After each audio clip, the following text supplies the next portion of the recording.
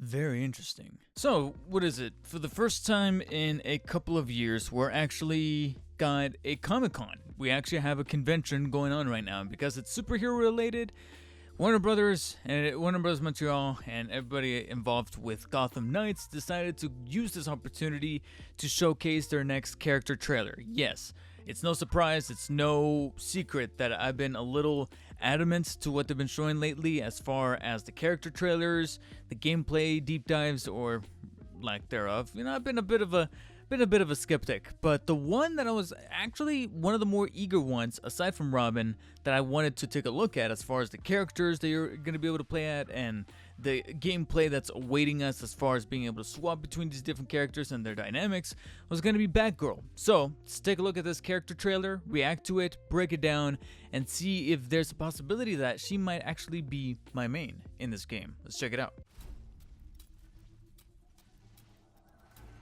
Got the symbols again.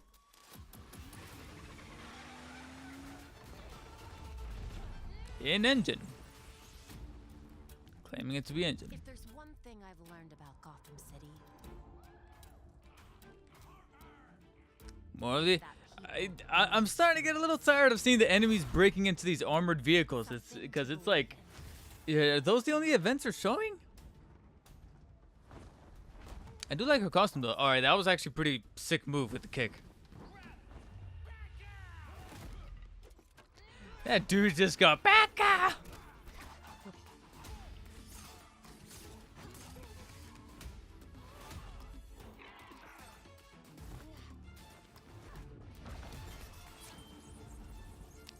Okay. I definitely appreciate that suit a little bit better, especially with the mask, because her original look, the mask is not doing much in terms of covering her up. That looks sicker. Who the hell is her?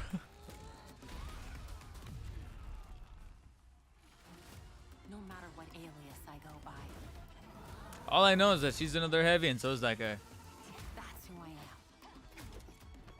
That's who I'll always be.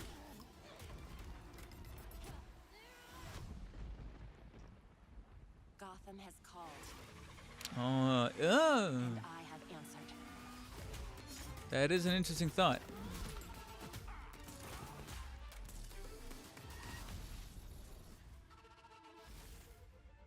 Interesting.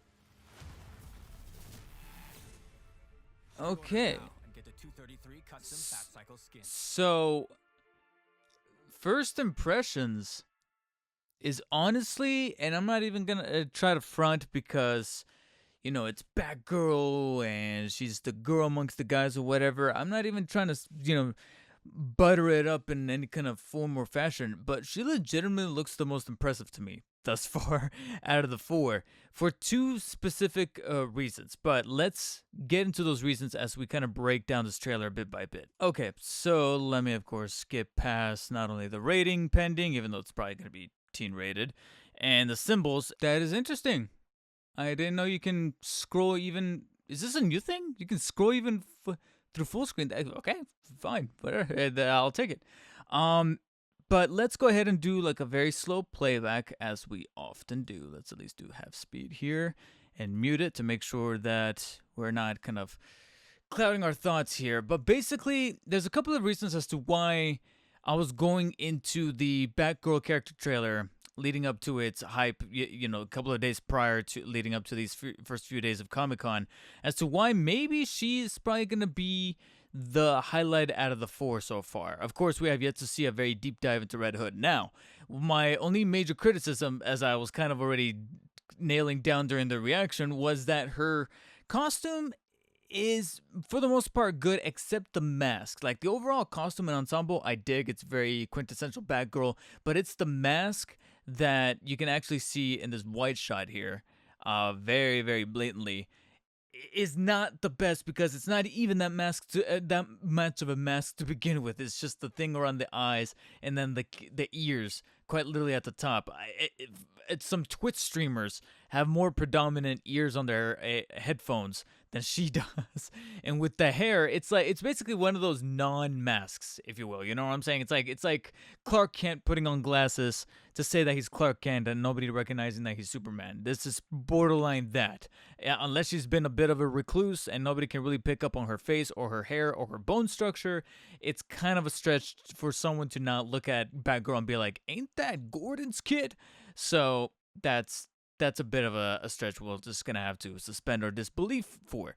And this actually, it turns out that my two biggest complaints are pretty much showcased here at the beginning of the trailer, because then we get once again another shot of these armored cars with these generic bad guys beating down the cars, going, "Oh, I'm trying to get in. Oh no, it's Batgirl. Get her." It's like it worries me because these guys right here, what they're making me, besides, the subpar graphics and the stereotypical bad guys, my main concern is that these are literally all of the guys that are going to be pretty much uh, uh, taking up space amongst Gotham City that Warner Brothers, WB Games, and Warner Brothers Montreal shoved in there for busy fodder. You know what I'm saying? For that open world fodder. You know how whenever we're playing open world games, especially games that involve an awful lot of like loot and grind systems, they're gonna pad the game to the brim with these kinds of missions where it's like, oh, some group of criminals are breaking into this armored car. Oh, this, and you start to hear the repetition over and over again. Especially if you're probably going after a trophy or you're doing something that just requires a rudimentary amount of work. It scares me that this is likely going to be those guys. And like after a while of like trying it for the first couple of times, these things are gonna die down as in terms of something that I'm actually wanting to do inside the game, and eventually they're just gonna become a checkbox thing, checklist thing. So I'm hoping that they'll change it up. For the meantime, that's pretty much the impression I'm getting from these bad guys. Not just from the Batgirl trailer here, but also the all the character trailers we have seen thus far. Now, her moveset is actually a little bit impressive. This move here that we got with her leg coming down like that is pretty clean. And then we get to just a little bit more of her combat. I do appreciate the stun batons that she's able to run. What villain did I? What enemy? What character did I recently see use those very effective? They were blades. They weren't batons, but they were blades. God, I can't remember. I want to say his name was Kruger. It starts with a K, but he was one of the main villains in Hellboy. Not only in the comics, but also in the first Guillermo del Toro movie. He had the mask and he had the blades that he would go. I recently saw Hellboy not too long ago, and I always thought that was a cool weapon for some characters to have. Now, these, obviously, as all character trailers have shown, they will then proceed to show a few more of the customizable and modified costumes that you'll probably get access to. This one is actually pretty clean. This suit that she's got going on right here. And I think that's also another reason for why I was a bit more on the optimistic side with Batgirl versus the other members of the Bat family, is because I feel like she's the one that's got a much more thematic connection to Batman than the other three. The other three are always going for their own thing. Nightwing, Red Hood, and Robin. And, they're not trying to be Bat anything. She's literally the only one that's got the word Bat in her title, Batgirl. And she's got the only kind of arsenal and suit and costume that resembles Batman in his entirety. And that's probably why I got just a tiny little bit of a bias. Of course, she's going to have her moveset that's able to deflect a large amount of enemies and crowd control. Once again, this is probably the first character trailer where her third costume is actually just as good as that second one. The first one is probably the weakest, which is probably how you would want it to be, to kind of escalate in quality and badassery. And I really do like this suit as well, the much more enlarged bat symbol right there. Of course, you're going to bring in your typical heavy characters. Like I said, you showcase this guy, and sure, he's got a thing that's on fire, but overall, I'm just looking at him like, yep, it's just another heavy. Replace him with the one with the Court of Owls, except instead of the mace on fire, he's gonna have the shield and the standard mace. But in terms of her moveset, she does look fun to play, and I would probably say the one mechanic that she was able to showcase just a little bit there towards that main heavy. And that's also, before I kind of detract a little bit more from my tangent, is that another thing that makes her empathetic is that she is not mourning after Batman like the rest of the other three guys. Because after a while, you start to feel like, okay, this guy's mourning after Bruce, this guy's mourning after Bruce, this guy's mourning after Bruce. She's mourning after her father, Gordon. She's giving Gordon the respect because we not only lost Batman, we also lost Gordon. And because she's the one that's like, yeah, Bruce was cool, but Jim Gordon was my dad. And I don't know, there's something a bit more unique about that makes me empathize with her just a little bit more over the other three guys, because the other three guys, they kind of have each other. They should be able to form some bit of a camaraderie, and I guess by technical default that will make Batgirl the outcast, and that's probably a story angle that's able to hook me a little bit better than the other three guys. And that's just how it is. Now, like with the other character trailers, you see her working with the rest of the team right here, but there it is. That's the mechanic. That's the one that I'm looking at and going, it's a grapple hook. It's the grapple gun. And I'm sorry, but I fit into the niche group, the niche demographic that I think a lot of people are already getting kind of sick of now.